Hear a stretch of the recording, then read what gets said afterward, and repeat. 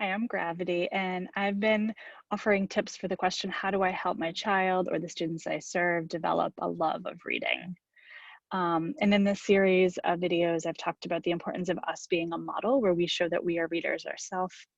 I've talked about the importance of having a community where we can talk about our books and it's not just a silent activity. I've talked about the power of choice and how important it is for students to have choice in what they read. And the final tip I have for now for this question is to read aloud to your child. So I was recently on a call with somebody who is an educator who said, you know, I love those days and I miss those days where my children wanted to listen to me read. And I said, what do you mean? And he said, well, my kids are now in middle and high school, so I don't read to them anymore. And I thought, well, this is a missed opportunity. And we had a conversation about it because there's actually no such thing as being too old to be read to. I mean, I know that I like listening to podcasts and I have an Audible account because I like to sometimes hear the author or a narrator or an actor, just read me the text so I can get lost in the world of it. I also know that there's nothing like being in the middle of being read to where you have this shared experience where all of a sudden there's a turning point. And I'm not talking about it later because I've read it on my own. I'm talking about it in that moment. I'm having an emotional reaction and somebody else is there with me. So one of the things I'll think about is it might sound a little different. It might look a little different to read aloud to a second grader versus to read aloud to your ninth grader. They might kind of roll their eyes and think it's hokey if they're in high school at first. So we want to think about how it might just go a little bit different. So if your child is in elementary school, they can still participate in choosing the text, but they probably are a little bit less willing to, sort of resist the time for you to read to them. But one of the things that my friends who are elementary age kids' parents say is, but now that my child can read, should I be reading to them? Shouldn't they be reading? And I would say yes and yes. Yes, they need to spend time reading independently, but you also want to make sure that you're sharing a text and reading to them.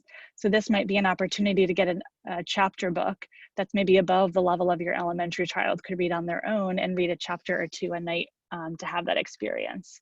Or it might be a time to go back to a picture book that your child could read on their own, but they just want that cuddled up, cozy feeling of reading with you. If you have a middle schooler, they might not be wanting to cuddle up and read with you. If they are, that's amazing.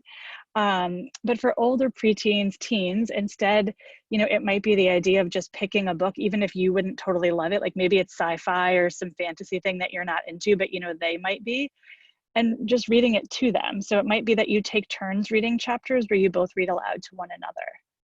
Or it might be that, you pick something that again is above the kind of reading level that they would read on their own, but the themes and the topics would be interesting and you actually read it to them. Maybe it looks different in that, it is more of an audible book or something that you're listening to in subscription together, and together you're both listening to it.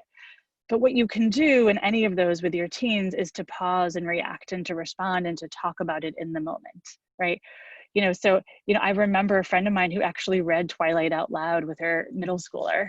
I think she did that partly because she wanted to make sure it was appropriate, but also so they could be like, what? How did that just happen? And have these really strong reactions, which is part of the human connection of reading. So if you want your children to love reading, it is really important that they still get read to. It models fluency, it gives you a shared experience, and it also probably means that that's less time doing something that's not reading. You're prioritizing then reading over maybe watching TV together that night. While there's nothing wrong with TV, are we making equal time for reading? And so, find something that your child would be willing to listen to you read. Maybe it's something that you and they both love, and see what it's like to get lost in a book with them. And remember that no one's ever too old to be read to.